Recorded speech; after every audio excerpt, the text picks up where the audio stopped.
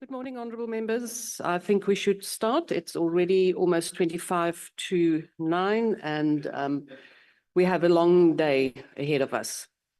So welcome to the Programming Committee. In terms of apologies, we have the apologies from the Speaker, House Chairperson Frolich, Dr. Kwirnov. Those are the ones I have received so far. Honourable Lakude. Thank you very much, Honorable Deputy Speaker. Good morning to you and colleagues. I have an apology of Honorable Chief Whip of the largest party in Parliament, Honorable Mtumseni Ntuli, is attending the PAP. Thank you. Thank you, Honourable Ntlangwini. Morning again, Deputy Speaker, colleagues, and staff members. I have an apology of our Chief Whip and the Honorable Kalipi. Thank you. Thank you. Any other apologies? No, Honourable Swart. Honourable Swart, Deputy Speaker. Thank you. Thank you. Any other apologies? So noted. We then proceed. We will start with point 2, the consideration of the agenda. Honourable members, you have received the agenda via your email. Could I please have a proposer that we accept the agenda as presented? Honourable Lakude, seconded by Honourable Dugmore. Thank you very much. We proceed. And then our first point of discussion will be the reports from the committee section, and I will now recognize Dr. Kanyaza Twalu. Thank you very much, Deputy Speaker. And good morning to you and members and colleagues that are here today. I'll be presenting the report from the committee section on bills before committees. We're reporting that we have, on slide number 2, sorry about that. We have 25 bills before committees at the moment. We have 2 Section 74 bills, 12 Section 75, 5 Section 76, and 6 Section 77 bills. Next slide is slide number 6. Slide number 6 is the marriage bill before the PC on Home Affairs.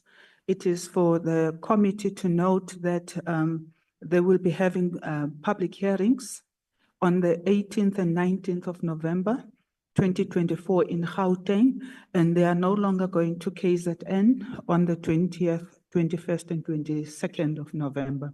That will be done in the next year. Next slide is slide number 12. Slide number 12, before PC on justice, is the Constitution 20th Amendment Bill, which the committee is yet to schedule.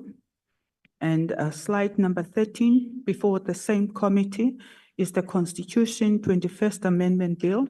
That bill is still to be scheduled by the committee as well. Slide number 15, before the PC on transport, is the repeal of South African Airways Bill, which the committee still need to schedule. And slide number 17. Slide number 17 is a National State Enterprises Bill before the PC on planning, monitoring and evaluation. They will be briefed on the 15th of November on this bill and then reschedule again. Slide number 21. Slide number 21 is the bill before the PC on human settlements. It is the Prevention of Illegal Eviction from the Unlawful Occupation of Land Amendment Bill. And the committee will receive a briefing from Ms. E. Powell on the 27th of November. Slide number 22, it is a bill before PC on finance. That is the Rates and Monetary Amounts Amendment Bill. The committee has been briefed and they did the public participation process, and they will be considering their report on the 19th of November and with the view to adopt that report on the 20th of November. The next slide, slide number 23, before the same committee is the Taxation Laws Amendment Bill, and Even for that particular bill, they have been briefed and they conducted public hearings. And the intention is actually to adopt its report on the 20th of November. Slide number 24, before the same committee is the Tax Administration Laws Amendment Bill. They have been briefed on it. They conducted public hearings and the committee will finalize that bill on the 20th of November. Slide number 25, before the same committee is the Revenue Laws Amendment Bill. And also with this bill, they have been briefed and they conducted public hearings and they will finalize this bill on the 20th of November as well. Slide number 26, before the same committee is the Global Minimum Tax Bill. And they have been briefed on it by National Treasury. They had public hearings and they intend to finalize the work on the 20th of November. Slide number 27, before the same committee is the Global Minimum Tax Administration Bill. And even on this one, they have been briefed. They had public consultations and they want to finalize the work on the 20th of November. Slide number 28, before the Standing Committee on Appropriation is the Special Appropriation Bill, and the committee is going to have public hearings on the bill on the 29th of November, 2024. The intention is to finalize the work on the 3rd of December. Slide number 29, before the same committee is the Adjustments Appropriation Bill, and the committee will have public consultations on the 29th of November with a view to finalize it on the 3rd of December.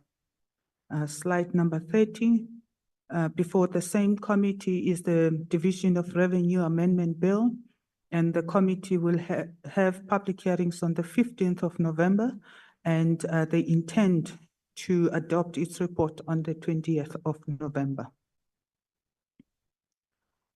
The next slide is slide number 36, where we're dealing with statutory appointments. This one relates to the appointments to the Equality Review Committee, and that is before the Portfolio Committee on Justice and Constitutional Development. That committee is yet to schedule this matter. Slide number 37, it relates to the statutory appointments to NYDA. The committee has made substantial changes or revised its program, and on the 12th of November, they received a legal opinion, and they will continue with that matter on the 19th of November. They intend to shortlist the candidates who have applied on the 29th of November, and they intend to do public hearing, interviews on the 27th, 28th, and 29th of January 2025. My apology for the errors there. And they will have deliberations on the 29th of January 2025 and consider and adopt its report on the 30th of January. Slide number 38. This is the matter that relates to appointments to the National Council on Gender-Based Violence and Femicide. It is before the Portfolio Committee on Women and Persons with Disabilities, and the committee is yet to schedule. Sorry about that. The last slide is slide number 41. Slide number 41 deals with the petition that is before the PC on Basic Education and PC on Higher Education and Training. It is the same petition from the Team Free Sanitary Pads, calling for the Assembly to investigate the provision of the sanitary pads and menstrual health as well. Those committees are working jointly on that matter, and they had their meeting yesterday, which is the 13th of November. Thank you very much, Deputy Speaker. Thank you very much, Dr. Twalu. I will now hand over to Dr. Mbata and Advocate van der Merwe. Thank you so much, Deputy Speaker. Good morning, honorable members and colleagues. We will only report on the updates that are on slide number 2. On slide number 2, Honorable Deputy Speaker, we currently have 25 bills before the NA committees. So including the 2 PMBs that are in slide 2 and highlighted, which is the Constitution 20th Amendment Bill, B20 of 2023, and the Prevention of Illegal Eviction from and Unlawful Occupation of Land Amendment Bill, B6 of 2023. These 2 bills were revived on the 29th of October, and Dr. Twalu has already reported on the 9 bills that were introduced by the Minister of Finance, so I'm not going to report on them again. So there's also 1 PMB that was introduced on the 1st of November, which is the Constitution 21st Amendment Bill, B22 of 2024, a proposed Section 74. The bill was introduced and referred to the PC on Justice and the JTM. Slide number 5, please. Slide number 5 is the list of all the finance bills that were introduced on the 30th of October. I'm not going to read them. Slide number 8.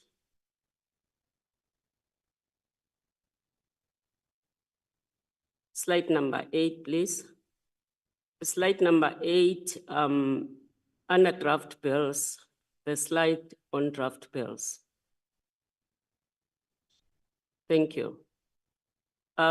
We have 2 draft bills that were submitted in terms of Joint Rule 201, which is the South African National Petroleum Company Bill, a proposed Section 75, Mine Health and Safety Amendment Bill, proposed Section 75.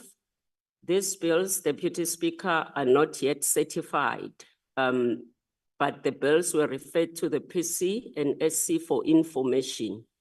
They appeared on the ATC of the 29th of October. Next slide is slide number 9. On the bills that have been assented to. Thank you. The Upstream Petroleum Resources Development Bill, B13B of 2021, was assented on the 25th of October 2024.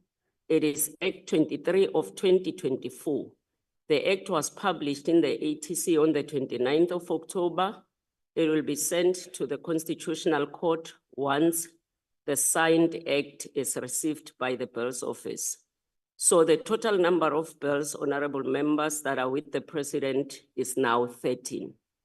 I will hand over to Advocate van der Merwe. Thank you. Thank you. Good morning, members. Just before I start on this presentation, just to confirm that there was also a report that was sent to you that has details on all the matters that has Constitutional Court orders that have been suspended. But specifically, we want to just speak to 2 of these matters where there has been progress. In the matter of the Mohali versus the Speaker dealing with Traditional Khoisan Leadership Act, the last time we reported, the department was planning to introduce in November. However, they had further consultations internally, and they've confirmed with us that they will be bringing an extension application to the Constitutional Court to allow for proper consultation of local government as is required by Section 154 of the Constitution. Our office is also meeting with them tomorrow to discuss their project plan and to see when and where they will be introducing. So when we report again, we will also include that information.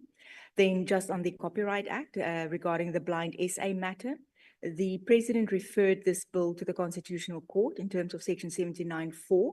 The matter has been set down for 28 November. This might change as there are requests to have the Blind SA matter and the referral heard separately, but we haven't received any directions on that yet. At this point in time, it's been set down for 28 November, and Parliament is in the process of acting on the court's directives. Thank you. Thank you very much, Dr. Mbata and Advocate van der Merwe. Honourable members, any comments, questions on the presentation? Honourable Manyi, Honourable Dagmore, and Honourable Sitole, Honourable Ntlangwini. Yeah, thank you, Chair. I'm going to go back to the discussion we had last time on the Employment Equity Act. This act, I think, was signed into law somewhere in April or so, 2023. Or was it this year? I think this year, actually, 2023. I've got my, 2023 this year. 2024, April, May 2024 about. I think it was promulgated into law, but for some reason it's stuck somewhere in the presidency, with the president. Dr. Koronov, I don't see him here this morning. He had indicated that there are only two, sorry? Okay, he had indicated that there are two reasons why the president would have a problem. The one, if there's a constitutional issue, and the other is if there were parliamentary processes that were not followed or something. And there were no such things from the president. I am aware, thanks to your legal team here, that there are some legal challenges, but the law has not been interdicted, as it were. The challenges with the law happen all the time. I have a problem with the fact that that is not being used as some excuse not to have this amendment effected. People always challenge the law, but we can't wait now for some challenge which might take 10 years and so on, going through various appeals and everything. This is a Stalingrad tactic that is being used by elements that don't want transformation. So, the problem I have is that in the presentations here, we have let it slide through the cracks almost deliberately, actually deliberately, because this was raised last time. So why is it that it's not reflected here to be in any process? And I suggest that the reason it's not reflected here is because it is in an unlawful process, because all the processes that are reflected here are lawful processes. But to delay a bill on the account of it being challenged is an unlawful process. There's no prescript that allows a president not to sign because one or two people are unhappy when the bill had gone through democratic processes in Parliament and all of that. So I have a problem with this, Chairperson. Thank you. Thank you, Honourable Manyi. I am going to ask Advocate van der Merwe perhaps just to give us an exposition of the process. Once a bill has gone through the National Assembly, the Council of Provinces, it is sent to the President to sign. What happens then, so that we are all just on the same page as to at what point is it no longer a matter for the National Programming or National Assembly Programming Committee? Thank you, Speaker. So the final clause in a bill is the name of what it will be once it's assented to, the name of the act, as well as the commencement thereof. So this is one thing that in committees must be, cognizance must be taken of that. So if the final clause indicates that it will come into operation on a date proclaimed by the President, once that bill has been assented to and has become an act, that is only something that Parliament can deal with via oversight. So this is a matter that must be discussed in portfolio committees. And I'm in fact aware that a couple of committees have recently had departments come and address them on why certain acts have not been made operational. So it does happen already in portfolio committees, but it is not something that the House can do something. This is now oversight, unless it becomes part of a report to the House. So I would say that the role of the programming committee will certainly end by the time that it has been sent for assent, as even that is then within the President's domain. And then, as it was done with copyright, for instance, the President was put terms, so to speak, and he then referred it to the Constitutional Court. So it's not a process that Parliament has control over it. It's a process for the presidency. So our role would end once it is sent for assent, and then it turns into oversight. Thank you. Thank you, Advocate. So Honourable Mani, that is now the responsibility of the specific portfolio committee to do oversight about that particular piece of legislation. Yes, Honourable Mani. Chair, sorry for the dialogue. In fact, I just got my facts right now. It was actually in April 2023 that it was signed into law, but not promulgated yet. So it's still within the president. So it should be here because it's still bills accented to, but not made operational. So we should be tracking it here as well. Honourable Mani, that is a question between the relevant minister and the president. It is not a matter for the NAPC. It is a matter that the portfolio committee will now have to deal with. Yes, but I'm saying we do have here bills passed and sent to president and all of that, and bills are sent into and all of, we've got that here. Why is this one not listed as a bill that assented but not operational? Like we are tracking all others. We've got statistical bill, we've got all others here. Why is this particular one? Was it, Honourable Mani, because Advocate van der Merwe explained now it doesn't belong in this particular platform. It is now a matter of the portfolio committee. So I would suggest that you take it up with your members who serve on that particular portfolio committee. Honourable Dugmore. Thank you very much, Chair. Chair, it was just a question on the presentation around from the Bills Office. There's reference to the national gambling legislation, and for a long time it has been just saying to be referred to mediation. Could we just get a quick sense of this issue? What are the practical steps that have been taken or that should be taken? And maybe if there is a bit of content about the essence of the dispute. I mean, I'm just worried that it's something it seems that we're supposed to deal with and conclude, but it continues to be referred to as to be referred to mediation. So if we could just get an update on that, and what are the timeframes involved in this? I'm not sure whether there's an issue coming from the industry around the fact that this has not been resolved, or if it's not really fundamental, but could we just get an update on where this is? Thank you, Honourable, or rather Advocate van der Merwe, Dr. Mbata, if you could perhaps reply to that question regarding the mediation. Chair, if I may. Yes. Mr. Clark. May I request that we give a report at the next meeting dealing with what the issue was and what the process should be going forward. With your permission, ma'am. Thank you. Yes, that will be in order, because I know that the whole matter of the mediation committee has been an issue for the Rules Committee as well. So yes, we will deal with it then, Honourable Dugmore. Honourable Sithole.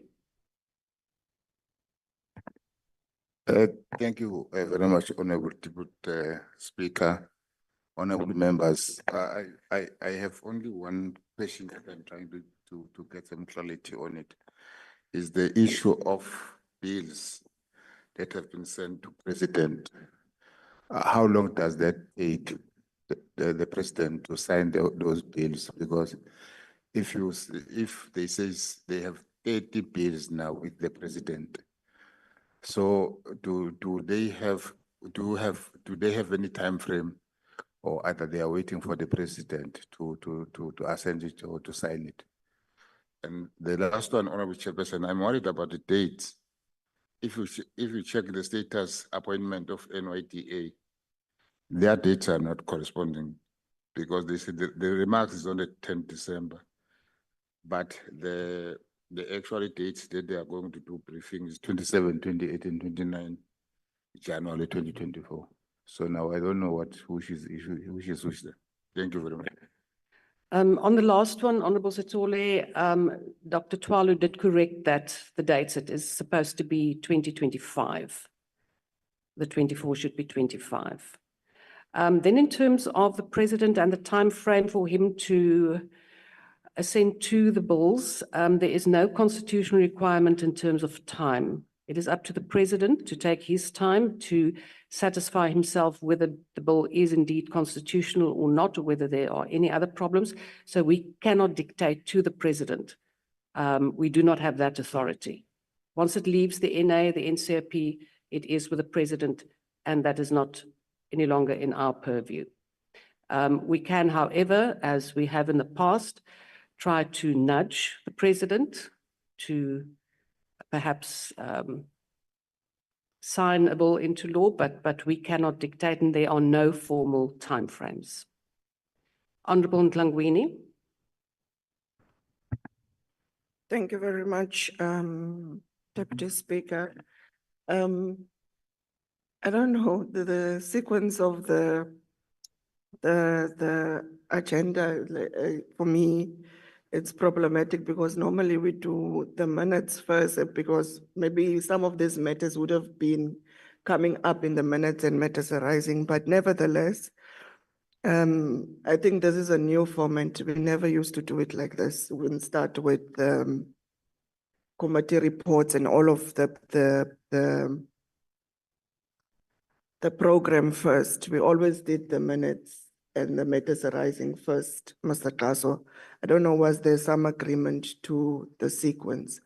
But nevertheless, Deputy Speaker, I want to check, and I think we must not lose track of it, in terms of, and it will maybe perhaps sound like broken records, but the two clauses of the Bella Act that was sent back, because the minister yesterday did also indicate in the question time that there's going to be discussions between the two GNU partners, which is the ANC and the DA. So we need to follow up as well in terms of until when will those two clauses be halted, and what is the implications of holding and halting that two clauses? Because I mean, those are the two most important clauses in terms of ensuring that there is equality within our education system. And to that extent as well, Deputy Speaker, we shouldn't be myopic in a way that there was money spent for public participation. Communities have spoken as to what form must the bill take, and in what form must the act take, and to just hold these clauses and there is no outcome as to by when, and we as well as members of parliament and our constituencies will have an indication and an answer to what will happen to those two clauses. And the one of the SABC bill that the Minister of Communication as well have withdrawn, what is the update on that? Because we can't have and spend a lot of money as this parliament on public participation and consultation, and then bills just a minister come in and just withhold and halted a bill because of maybe perhaps ideological differences or manifesto differences. We must ensure that when public participation have come out and have spoken in terms of what line must the bill take or the act take, we must adhere to that, because it was money spent of this parliament that could have gone maybe perhaps for other services. Thank you. And then those ministers must be held liable for those funds by just clumsily so halted or bills or withdrawing bills. Thank you.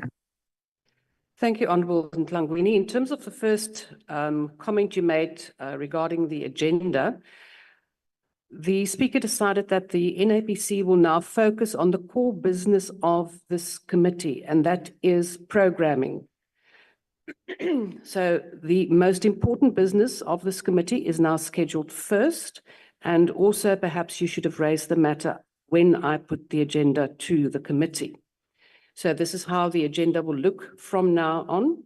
Then in terms of the Bella bill, that has passed through Parliament through all the processes. The President has signed it, with the exception of the two clauses that have not yet been put into action.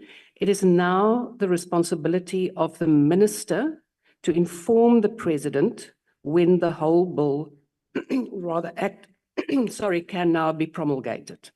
So this committee cannot deal with it. You can do oversight and ask the questions within the Basic Education Committee, but the NAPC cannot deal with it or instruct the minister in any way whatsoever. So please take it to the Basic Education Committee. Sorry. Honourable Reddy. Thank you, Madam Deputy Speaker. I just want to follow on the point raised by my colleague, Honourable Mani. I don't think it's been adequately addressed. The question of the role of the President, and I think specifically the role of this committee.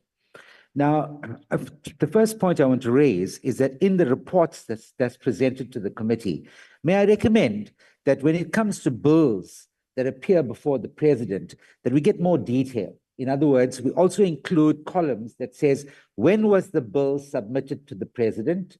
When was the bill sent to legal advisor? Because the role of the President is to ensure that the bill passes the constitutionality test. Because if it's not, then he can be challenged. So when does it go to the legal advisor?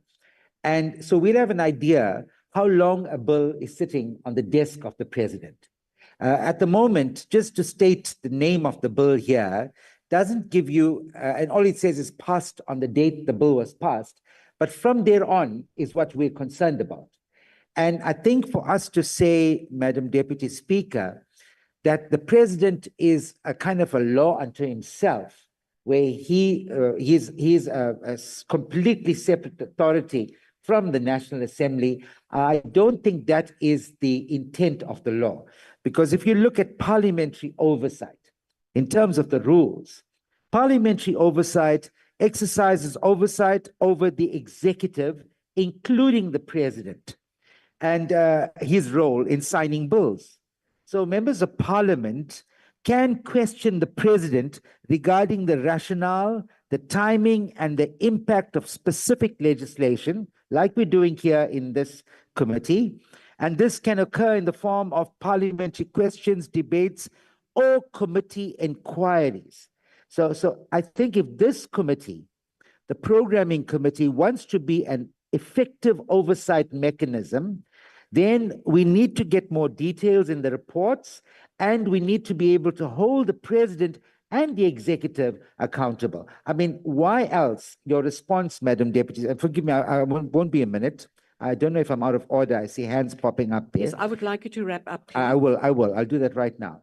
So if we want to say that we don't have a role in terms of monitoring the bills that's before the President, then why are we even considering and discussing legislation before committees when these things are before committees and committees are discussing them? Surely the role of the programming committee has to ensure that even at that level, that these bills and all of these are being done within a specified time frame. I thank you, Deputy Speaker. Honourable Reddy, perhaps before I take any hands, let me explain.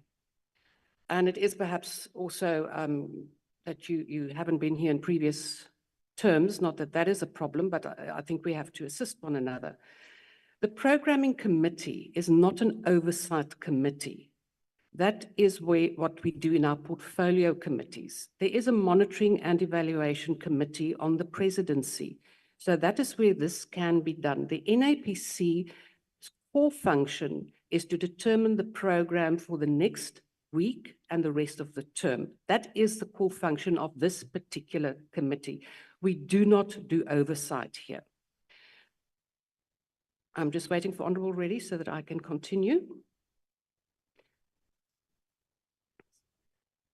Your learned colleague, good.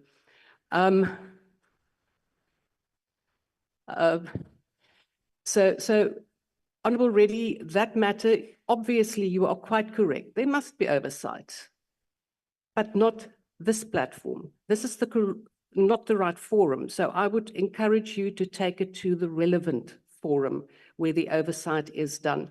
The question or the matter in terms of the bills before the House sent for assent, it is in essence for us to note, not to interrogate.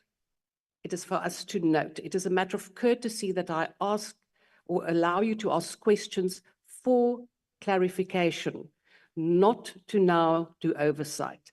So I'm going to leave the matter here, honourable members. We have now dealt with this particular point on the agenda, and we will now proceed to the programme. Honourable Dugmore and Honourable Ntlangwini, I have now closed this matter. Yes? You know, Deputy Speaker, if you're gonna chair like this, we will have a problem. Because we are getting reports from staff members in terms of the bills and we are posing questions. And then if you're gonna answer on behalf of them, then why are they here? Then you might as well, you might as well present the reports on behalf of them since you want to answer on behalf of them. Because the questions we're posing to the person that are presenting the report. So if you're gonna be a blockage and want to answer on behalf of the person that have done the report, then what is the use of them being here? I think Advocate van der Merwe and colleagues was well versed on answering the questions that we are posing to them. For you to pop in, it's totally unacceptable. Even the question of Honourable Dugmore, what must the council have done with that question as well? Pop in. Those colleagues must answer. We can't have a programming committee that you want to be the player and the referee at the same time. You must choose a side. It's either you are a player or you are the referee. Honourable Ntlangwini, I have explained. The Honourable or the members here, the staff members here are to inform us and they can answer questions for clarification where I deem it necessary. For the rest, if I can answer the question, I will do so. And we will now proceed, Honourable Dugmore. Thank you very much, Deputy Speaker and colleagues and members of the parliamentary staff. I think a number of us were present yesterday at the Chief Whip's Forum and where we had a fair amount of discussion on the program, which has now informed this particular updated parliamentary program, which is in front of all of us. I don't think I need to go through it in too much detail, but we are scheduled to continue with the plenary this afternoon. I'm not sure through you to the Deputy Chief Whip or whether that venue remains. We haven't anticipated 40-degree or 40-knot winds. So I presume when the program says new Meester Marquee, we will still be there, but possibly when you respond, there was an issue yesterday, obviously with the wind.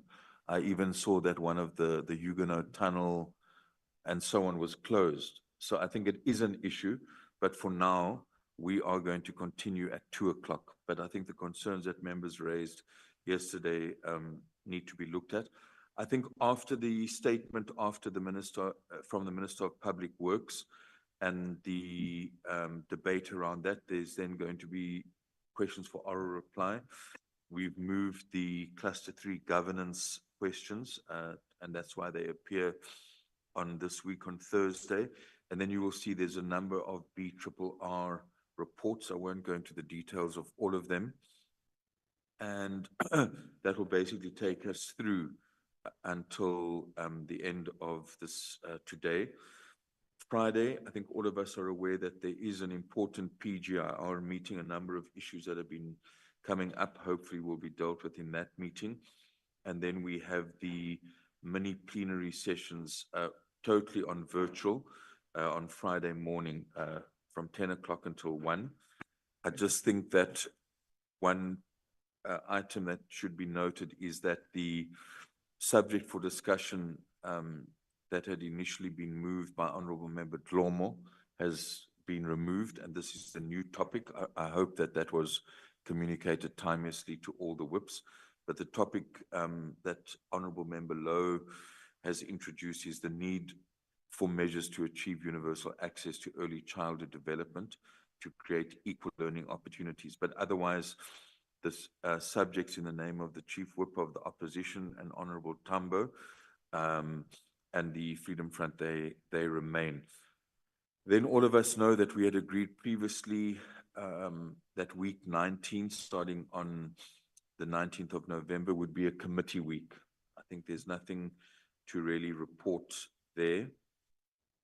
Just that committees hopefully will begin to process some of the issues around legislation in particular. And then we come to week 20, and Tuesday, the 26th of November, will be in the morning will be for committees. And then we go into quite an extensive plenary from 2 o'clock, the debate on World AIDS Day, and then consideration of a number of reports on division of revenue, the amendment bill. Those are declarations right up to item number 7, and then more BRRR reports, all those reports under 8, and then number 9, more BRRRs, which take us right down to point 11. Not that it's only a matter for the EFF, but I think the EFF have been asking about that issue. So item 11 there, you would see that there will be a decision made on the question from Honourable Tambo's resolution, draft resolution on the establishment of another ad hoc committee to look specifically at the private security companies. So there won't be a debate on that, it'll just be a decision on that. So that's been programmed there. Wednesday, the 27th, I think just to emphasize there that we agreed yesterday that at this Chief Whips Forum on the 27th, there's going to be a report on the dome. I just want to mention that because what happened yesterday, and it really requires of us from a programming point of view to be sure as to where we're actually going to have our meetings. So that, just reminding members that that will be on the agenda. Plenary, economics, cluster 4, questions for oral reply. And then you will see that there's consideration of the determination of at which salaries allowances should be paid for that particular commission. That is the Commission for the Protection of the Rights of Cultural, Religious and Linguistic Communities. For both years, that's self-explanatory. Then we go on more for budget review and recommendation reports. You will see those carry on right through. At the moment, we still have programmed the member support and facility meeting at Pelican Park, Parliamentary Village at 8 o'clock. I think we'll get further clarity from Honourable Horn as to whether that meeting is proceeding. Yeah, and then takes us to Thursday, the 28th, caucuses as per normal. We have our condolences for our departed Honourable Member Princess Buthelezi. Condolences motions will be dealt with immediately at 2 o'clock, and then a whole number of reports related to the budget process will follow. All those bills, mostly no debate, but you would see that in regard to the after we've dealt with those money bills, first reading debates, and also the second reading on global minimum tax bill, we go into a whole number of BRRRs, and that looks like it's going to be a very long day. Then on Friday, importantly, colleagues, we will be having a joint programming committee with our colleagues from the NCOP. And then once again, those mini plenaries have been programmed. Those are not subjects for discussion. They're more reports from committees you will see there, but those are important discussions for the House to have Friday the 29th. And then when we go on to what is essentially the last week of the year, starting on Tuesday, the 3rd of December, for that day, given our discussion in the Chief Whip's Forum at the moment, we have the following items. That is a statement by the Minister of Women, Youth and Persons with Disabilities on Disability Rights Awareness Month. As some colleagues might know, the 3rd is International Disability Day. Then we will also be taking the report from the Standing Committee on Finance on the Revenue Laws Amendment Bill. That has now been programmed there. A first reading of that, second reading, and then once again, decision of questions on reports from the mini plenaries on the 29th of November. So we've tried to push quite a few matters onto the 3rd to save time. We all know that Wednesday, the 4th of December, is a cabinet day. It's a by-election day, and we all agreed that we would only have committees on Wednesday, the 4th of December. And then Thursday, the 5th, is now a very long day. All those items are mentioned there. I think what is probably going to take most time is item number 4, which will be the consideration of the votes and schedules for the adjustment appropriation, and also the second reading and all the other debates. That will then take us through to farewell speeches. Once again, I want to remind the Honorable Manu that that will be his maiden farewell speech, that you need to prepare very extensively for that. And then I believe, Chair, through our Deputy Chief Whip, there has been an engagement with the NCOP, and they are on board in regard to the fact that we've had to shift this from the 3rd to the 5th. So then Friday the 6th essentially is for any committees that still need to meet. That's a day for them to do that. We have constituency period 9 to 13 December, and then we have the official leave period. You'll see that it starts on the 17th of December. We don't know when it ends, but I'm sure we'll discover at some point when the leave period actually ends. Thank you, Chair. Thank you, Honourable Dugmore. As I suspect that this was discussed in the Chief Whip's forum yesterday and there was agreement reached in terms of this, are there any questions for clarity to the Honourable Dugmore? Honourable Reddy, Honourable Dlakude. Thank you, Madam Deputy Speaker. Through you to Honourable Dugmore, the issue of committee week, I think this needs to be clarified because some of the committees, including the chairs of the committees, they don't seem to be too clear about this. Committee week to the average person would be matters dealing with committees. So if a committee chooses to do an oversight visit, an urgent oversight visit during the course of this period, I think they should be entitled to do it during this time. And they might be able to incorporate their committee meeting at that oversight. So I think there has to be some clarity on that because there's been a directive from the, who is the person? Chair of Chairs, that there should be no oversight visits during committee weeks. I just think we can look at reviewing that. The second issue, Madam Deputy Speaker, relates to the rigidness of the way we structure Parliament. But I think it's a matter that the Chief Whip can discuss at the Chief Whip's forum. It's just that our parliamentary sessions have become too rigid and almost cast in a type of a stone, as it were, where it doesn't really allow for serious kind of debate because everything is pre-planned. The Honorable Mani raised this yesterday in Parliament. And I think because of the political space, we were unable to explain this. But you've noticed that certain questions that are coming from the ruling party to ruling party ministers, they seem to be so well planned. It's like, you ask this, I'll respond like this. I will prepare my response like this and so on. I don't think that is the purpose of parliamentary debates. Thank you, Deputy Speaker. Thank you, Honourable Reddy. Honourable Dugmore will answer the question regarding the programme, but just in terms of the structure of Parliament, Honourable Reddy, this is a matter to be discussed in the Rules Committee. That is where the structure and format is discussed. Honourable Dugmore.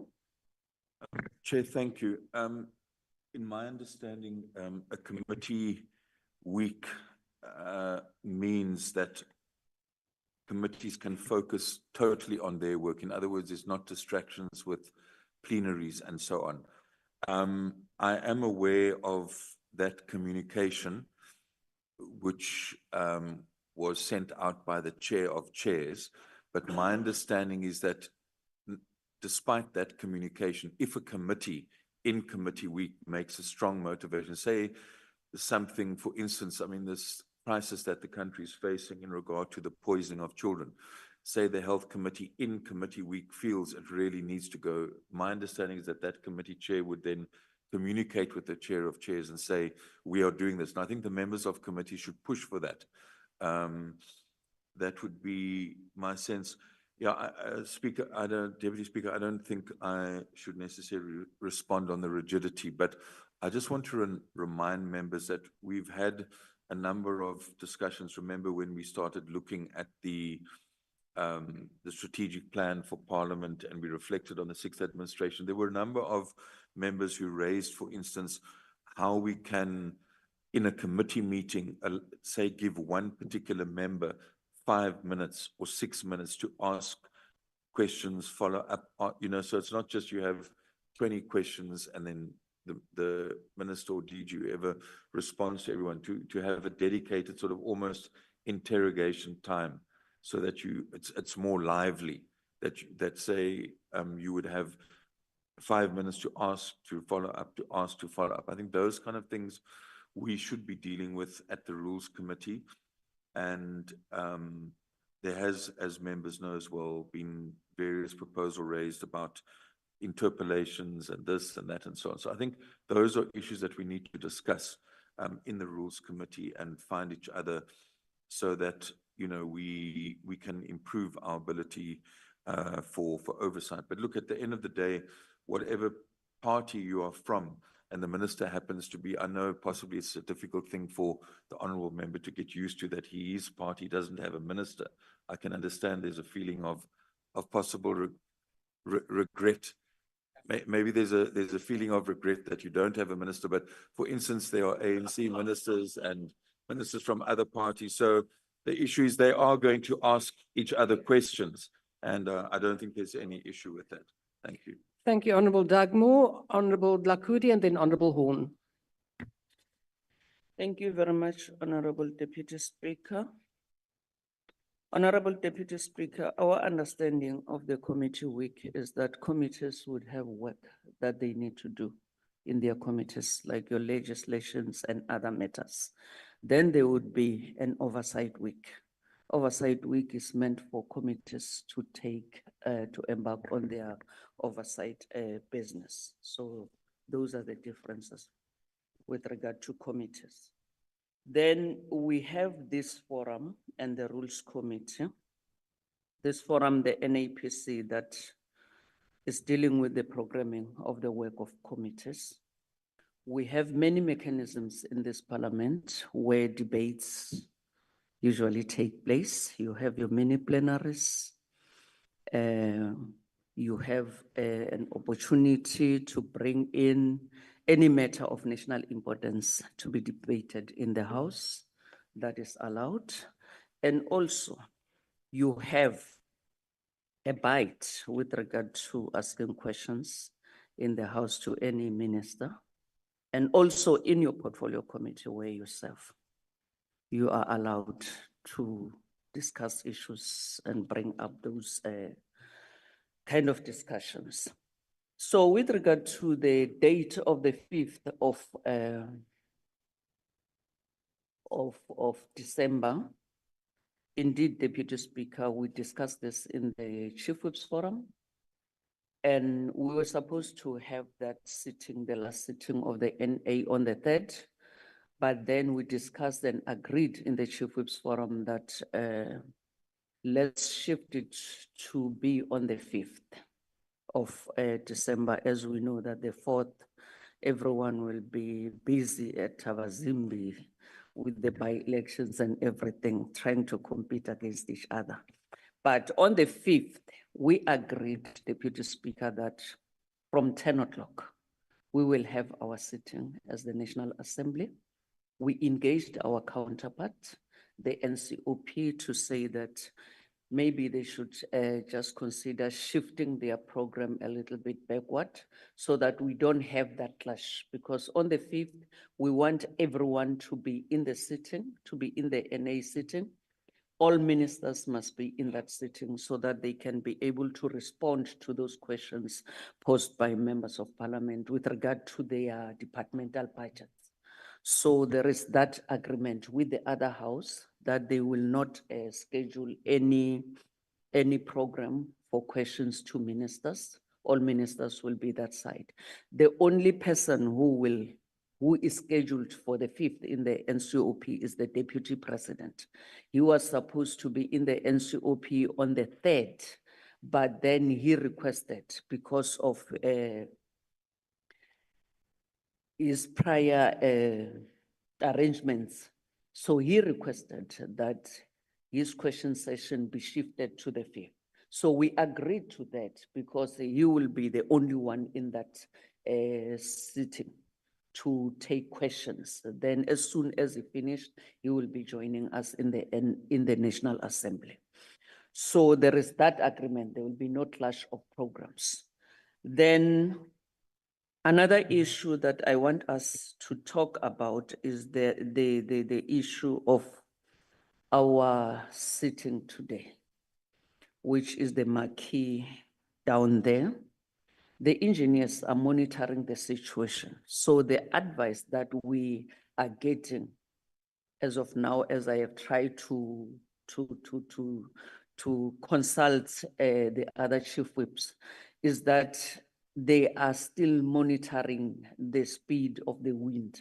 So it is not safe, and there is serious noise at the back there. The members who sit on the other side of the marquee, they can't hear anything. And it's shaking so bad that it is advisable for us to heed to advice than to be sorry. It's better for us if it comes to that kind of a decision that we cannot have a sitting there, to come back to this Good Hope chamber to have a hybrid sitting. It is the situation that we find ourselves in. If we were aware maybe prior that there will be this kind of wind at this point in time, maybe proper arrangement would have been made for us to be in the city hall. But this is the situation we find ourselves in. Let's make use of what is before us. Of course, we will still consult as and when we get information from those who are responsible for our safety in that marquee. Thank you very much. Thank you, Honorable Dlakude. I have the Honorable Horn. Yeah, thank you, Deputy Speaker. Just on the election of the residence committees, my co-chair, Honorable Gadebe, was indisposed yesterday because of bereavement in his family, but we are due to meet at 2 o'clock today.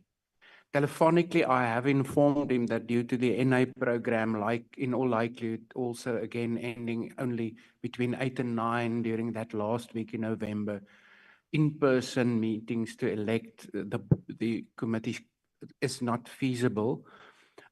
So we will be looking at some options at this stage, and maybe the Honourable Dugmore can also maybe just advise. I don't see that the meeting of the 3rd, the plenary of the 3rd on our side is going to end that late. So one option is that we can maybe on that day continue. Without belaboring the point, my view has always been that I really don't see why, even though the Act says it's an election, we can't agree as parties that we want a diversity of voices on those residence committees and then rather nominate representatives, and whoever then pitches at meetings can just vote for our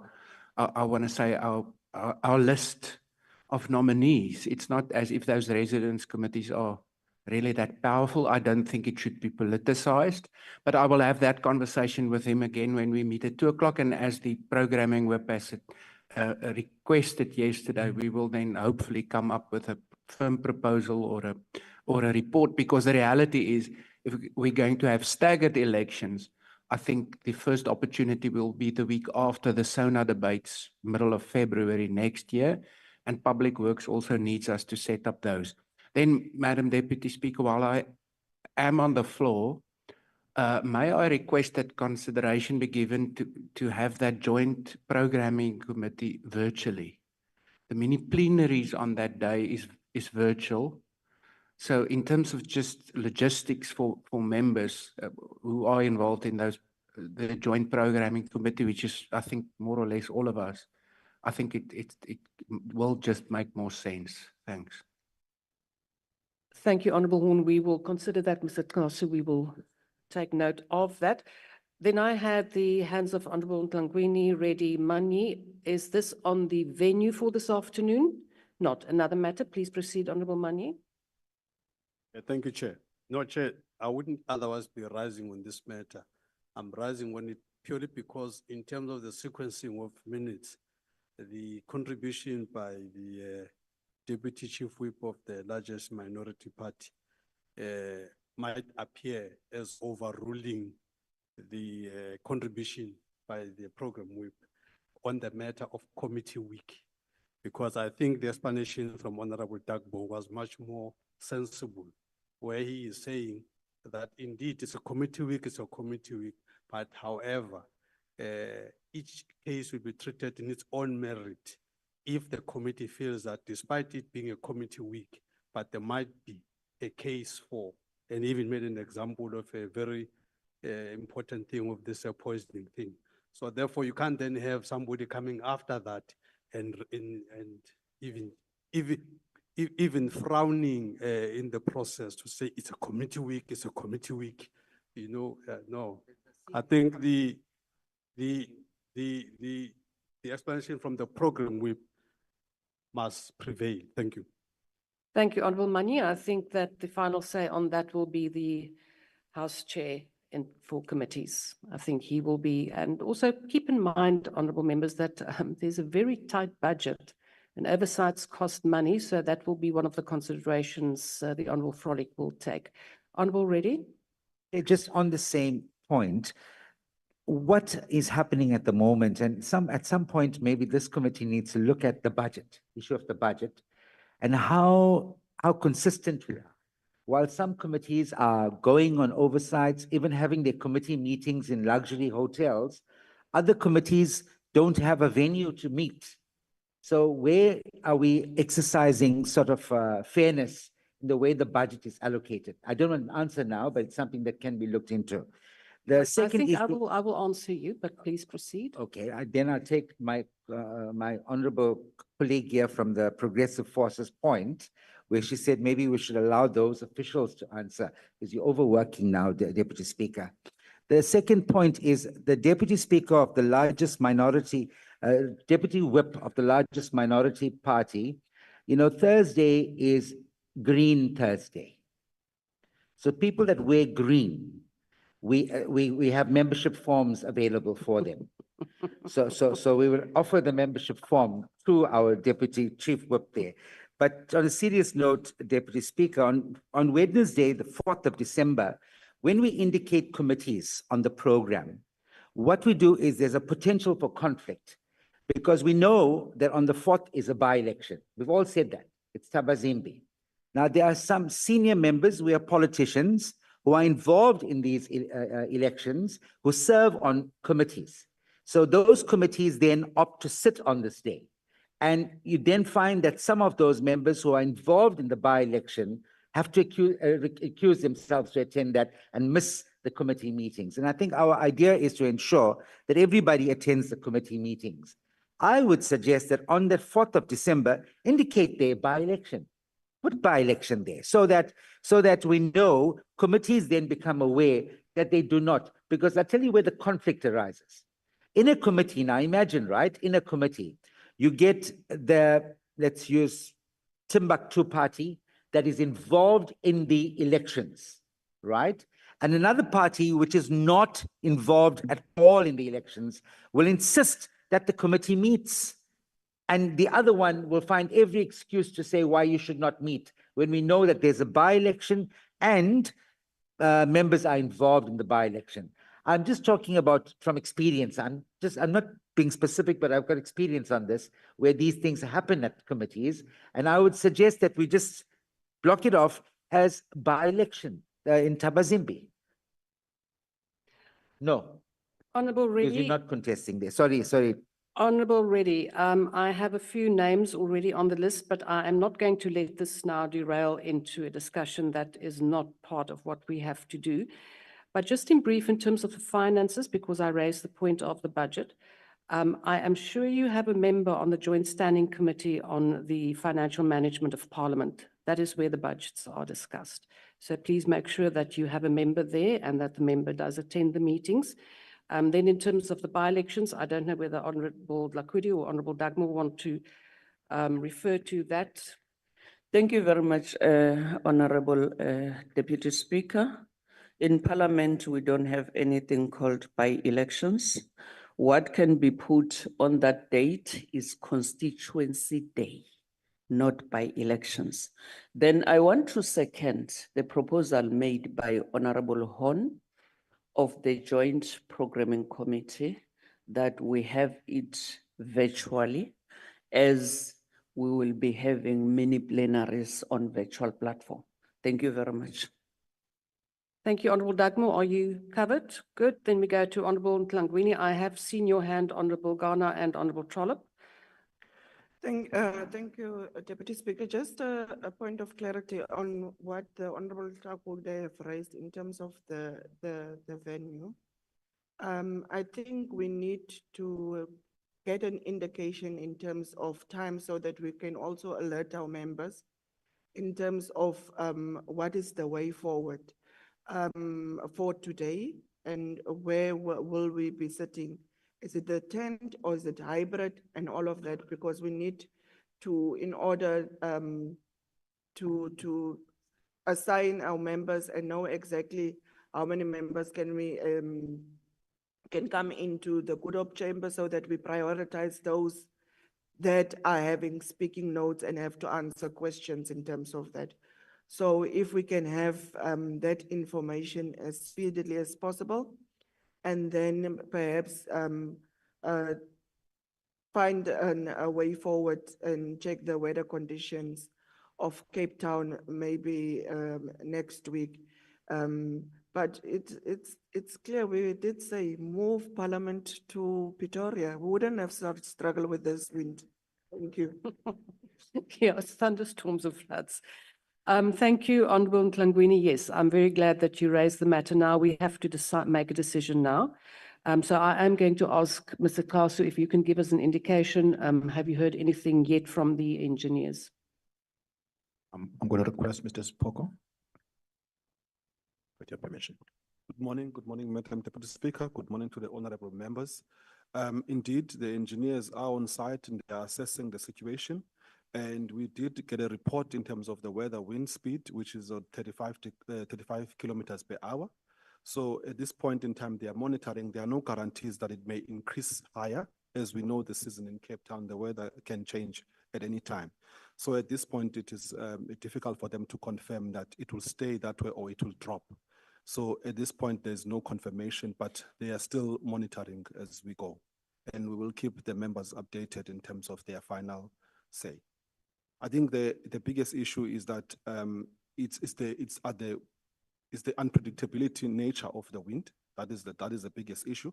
And also the disruption it causes inside the marquee itself and the noise when it increases. And also the fact that you cannot guarantee that it will stay intact should the wind suddenly change, all of a sudden. So at this point in time, we'll keep assessing with the team and keep the members updated. Thank you very much.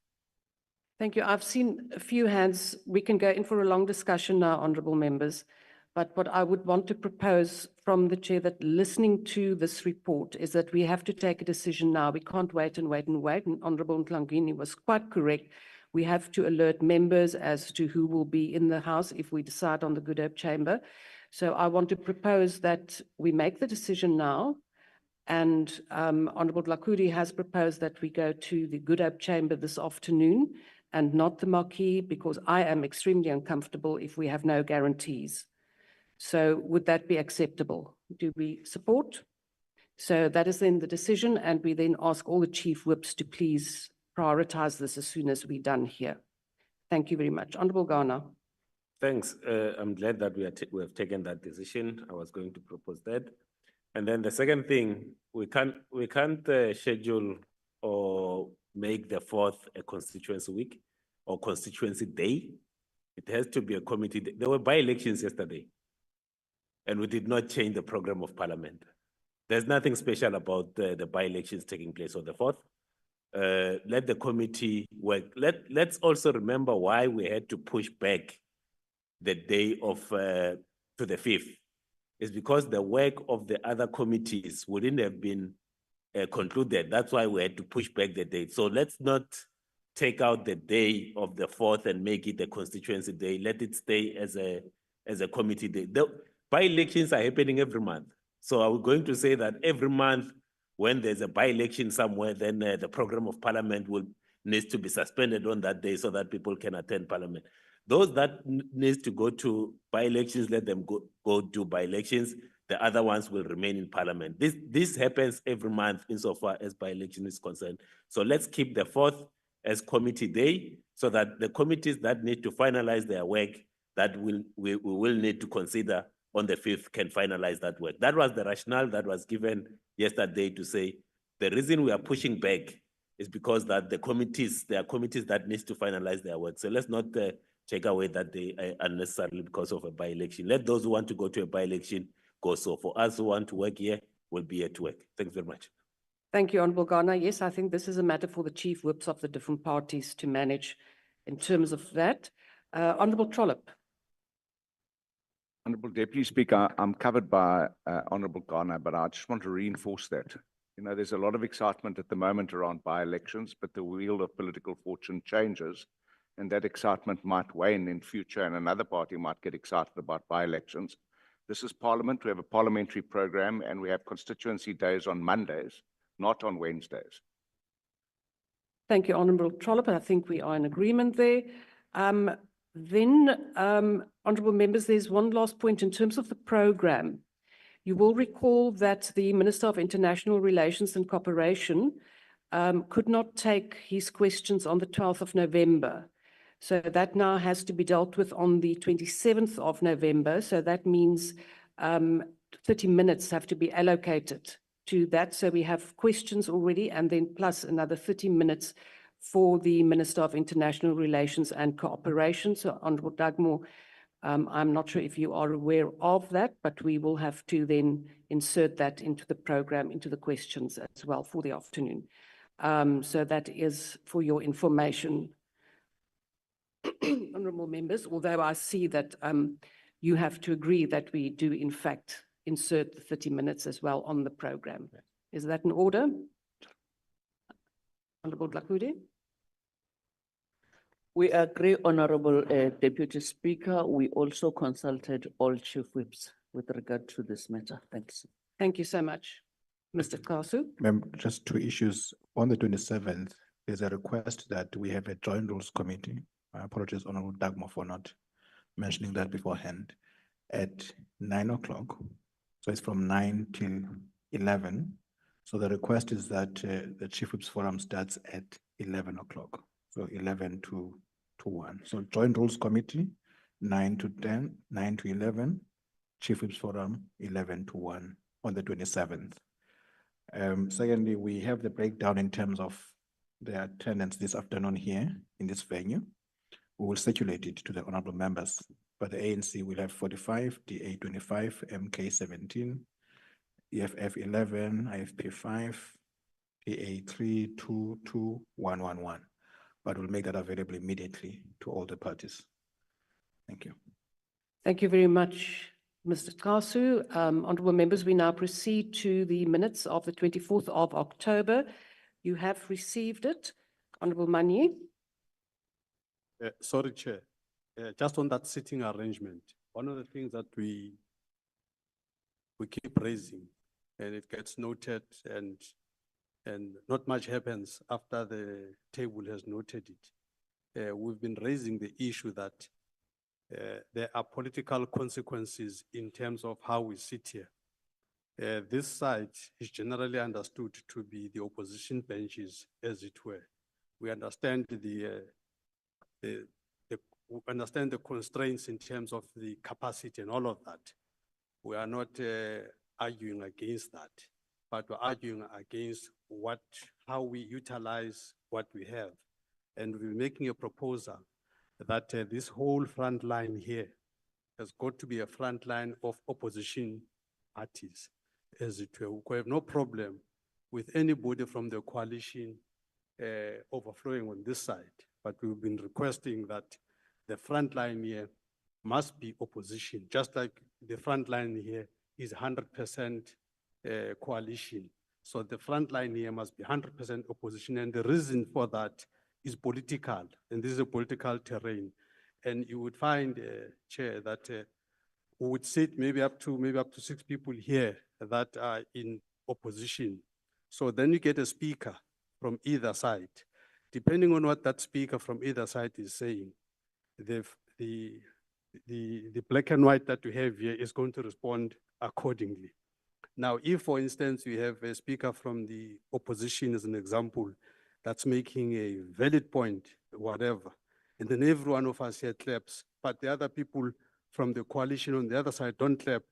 Now, the optics of that from somebody sitting at home on TV is to say the opposition is divided and all of that. So that is liquidating the opposition.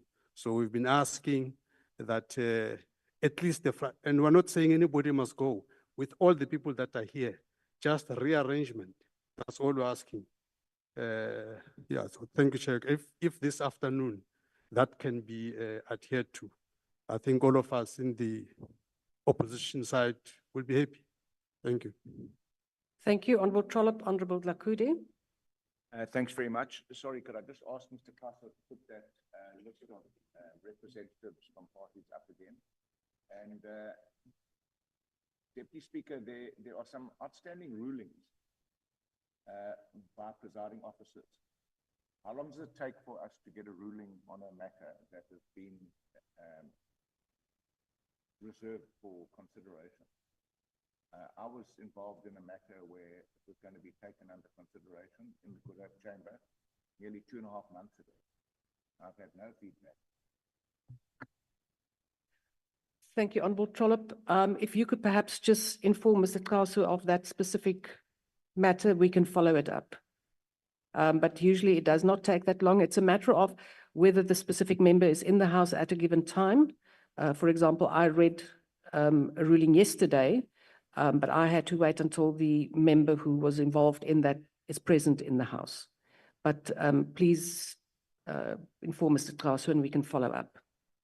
Honorable Lakude. Thank you very much, Honorable Deputy Speaker.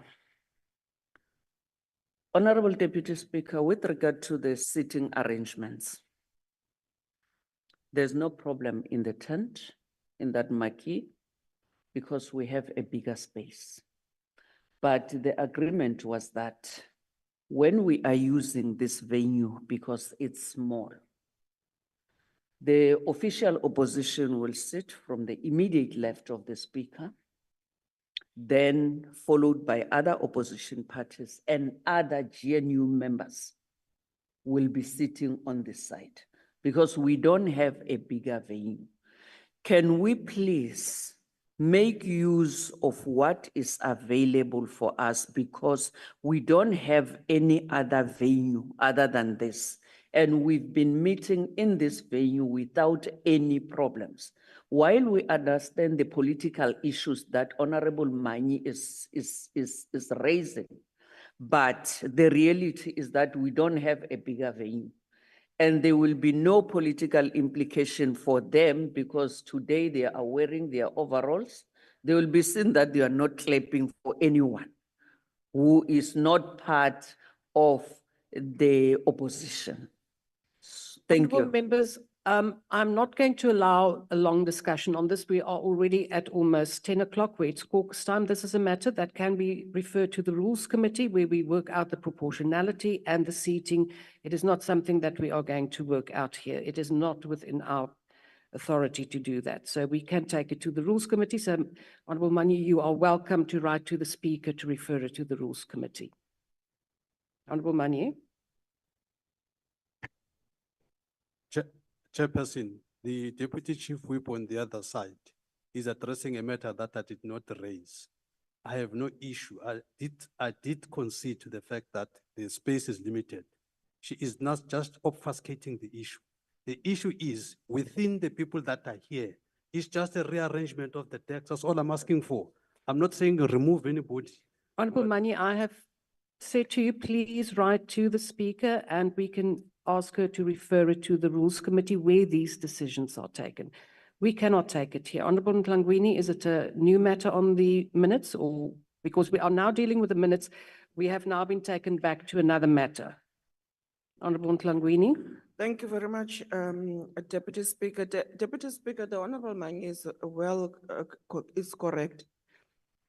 All we are saying, give us our front line the same way you are having your front line there as the GNU. And then the other members can sit. There's still space there, there's still space there, then they can sit. Honourable Ntlangwini, I have now closed this matter. No, ma'am, you forever do this and it's wrong. We have agreed that the opposition sits on this side. And it must be adhered to. Why must other GNU partners take our front from some of our front seat? They must sit on their side, as it was agreed upon even in the Rules Committee. So please give us our front line, and then the rest can be catered to on the second row. We don't mind, so long the opposition are having the front line.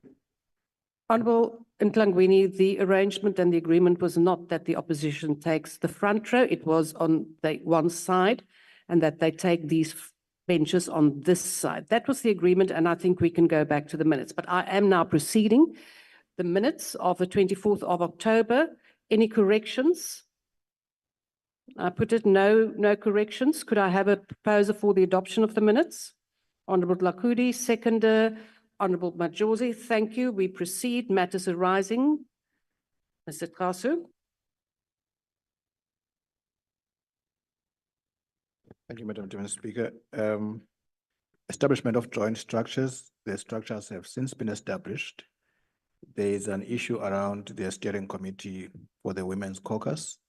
The matter has been referred to the Speaker and the Chair, and the Joint Rules Committee will deal with the matter on the 27th of this month.